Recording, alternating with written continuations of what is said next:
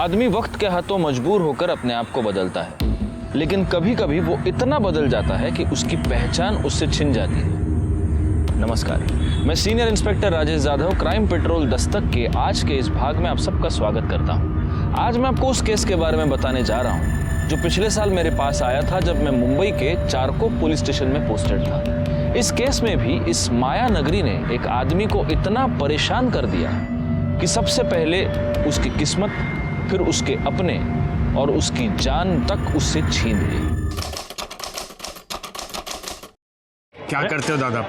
इतना काम किया आपके साथ, एक बार डायरेक्टर सर से मिलने दो ना, काम की बहुत जरूरत है। रमेश, तुझे समझता नहीं है। अरे ऐसे नहीं मिल सकते। 2 मिनट बस, 2 मिनट। अरे दादा, उसका ड्रेस लेके जाओ ना। चले जाओ। चलो यहाँ से, चलो। ये हाथ कैसे लगाया? हाँ? जब काम था ये आगे पीछे भागता था, अब धक्का मारता है। रमेश, गुंडागर्दी मत कर, जा यहाँ से। हाँ, जा रहा। आज काम नहीं है ना, अपना टाइम भी आएगा, देखना, सबको देखेगा मैं। बाप रे बाप, कितना गुस्सा। और नहीं तो क्या, ये अपनी इंडस्ट्री है, इनके साथ इतना काम किया मैंने, आज काम नहीं तो रंग दिखा रहे साले।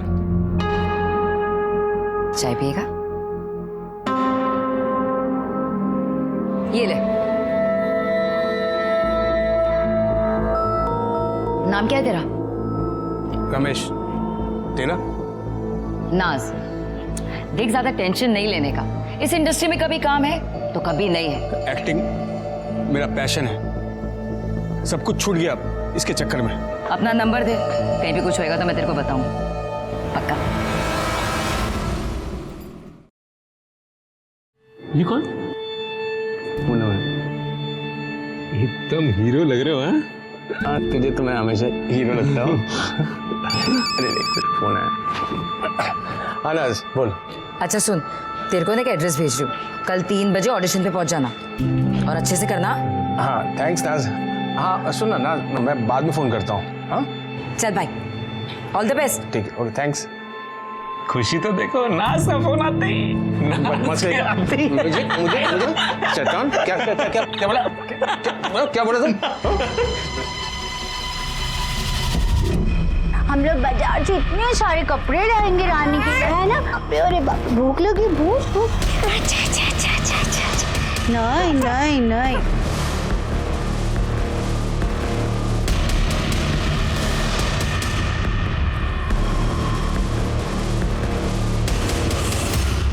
ये एड्रेस है, 2:30 बजे इंटरव्यू के लिए चले जाना। पापा, मैंने आपको पहले भी कहा कि मुझे प्यून की नौकरी नहीं करनी है।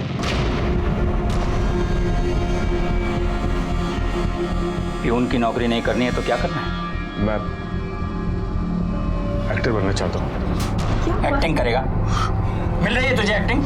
अरे समझाओ अपने लाडले को, सपनों के घोड़े दौड़ाना बंद करे, जो मिल रहा है वो चुपचाप करे। बाप हूं मैं इसका, बैल नहीं हूं, कमा कमा के खिलाता रहूंगा।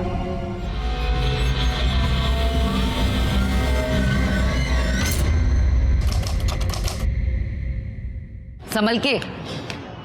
पक गया हूं मैं, कुछ भी अच्छा नहीं हो रहा। तू कितना पागल है ना, कितनी टेंशन लेता है तू। वो तूने सुना नहीं, टेंशन लेने का नहीं बॉस देने का, समझा? तू हमेशा मुझे एनकरेज करती है, इसीलिए मुझे तू अच्छी लगती है बहुत। क्या कह रहा है तू? यही कि मैं तुझसे प्यार करता हूँ। ना मत बोलना नाज। अरे नाज मैडम, आपका शॉट रेडी है, सर बुला रहे जल्दी। हाँ आ रही हूँ, आती हूँ।